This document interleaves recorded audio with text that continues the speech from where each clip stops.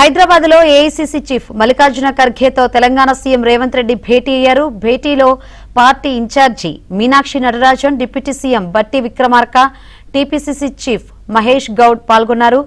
రాష్ట్ర రాజకీయాలు, పార్టీ పరిస్థితి సహా పలు కీలక అంశాలపై చర్చించారు.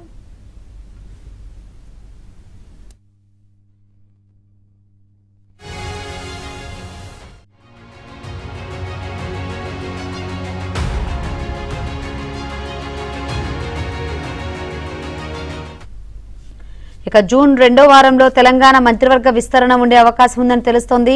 కేబినెట్ లో కొత్త వారికి అవకాశం ఇస్తారన్న చర్చ జరుగుతోంది. మంత్రుల శాఖల్లోనూ భారీ మార్పులు ఉంటాయని సమాచారం.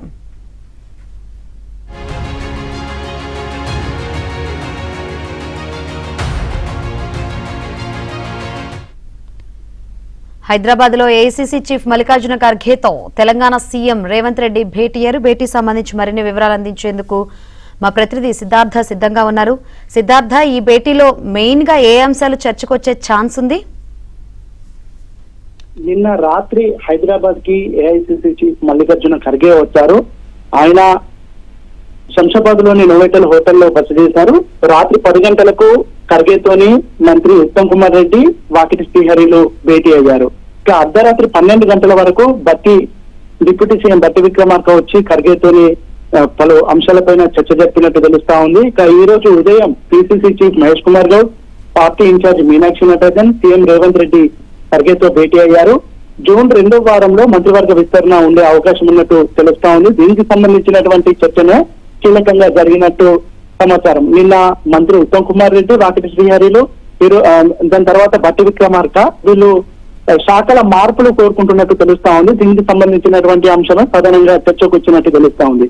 ఇక మంత్రివర్గంలో ప్రస్తుతం ఉన్నటువంటి మంత్రులను ఒకరిద్దరిని పక్కన పెట్టేసి వాళ్ళకు పార్టీలో కీలకమైన బాధ్యతలు ఇవ్వాలని పార్టీ భావిస్తా ఉంది.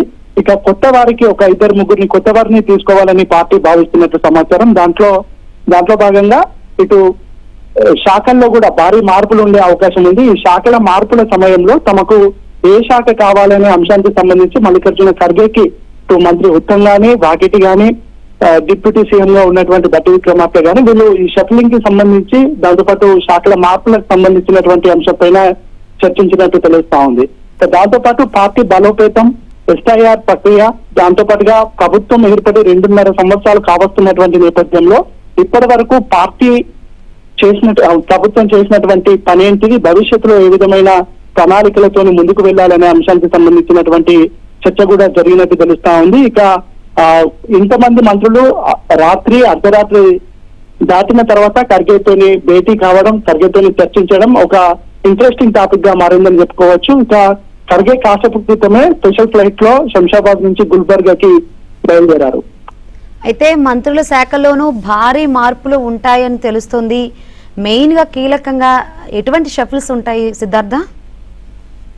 అంటే ఇప్పటి వరకు 2.5 సంవత్సరాలు ప్రభుత్వం ఏర్పడి 2.5 సంవత్సరాలు కావస్తున్నటువంటి నేపథ్యంలో మంత్రులు ఇప్పటి వరకు వాళ్ళకు మొదటిగా ఇచ్చినటువంటి శాఖలు ఏంటి, ఆ శాఖల్లో మంత్రులు ఏ విధంగా ముందుకు వెళ్లారు, భవిష్యత్తులో ఇప్పుడు రానున్నటువంటిది ఎలక్షన్ ఇయర్, ఇంకో 1.5 ఇయర్ అయిపోతే ఎలక్షన్ ఇయర్ కాబోతుంది. కాబట్టి ఇప్పటి నుంచి కీలకంగా పనిచేయాలని ప్రభుత్వం భావిస్తా ఉంది. ఇప్పుడు ఉన్నటువంటి మంత్రుల శాఖల్లో కొంతమందిని చేంజ్ చేయాలని కూడా పార్టీ పెద్దలు భావిస్తున్నట్టు తెలుస్తా ఉంది. దీంట్లో పలువురు మంత్రులు అయితే తమకు పలానా శాఖ కావాలని ఏఐసీసీ చీఫ్ మల్లికార్జున ఖర్గేకి, కేసీ వేణుగోపాల్కి, రాహుల్ గాంధీకి ఇప్పటికే వినతి పత్రాలు ఇచ్చినట్టు తెలుస్తా ఉంది.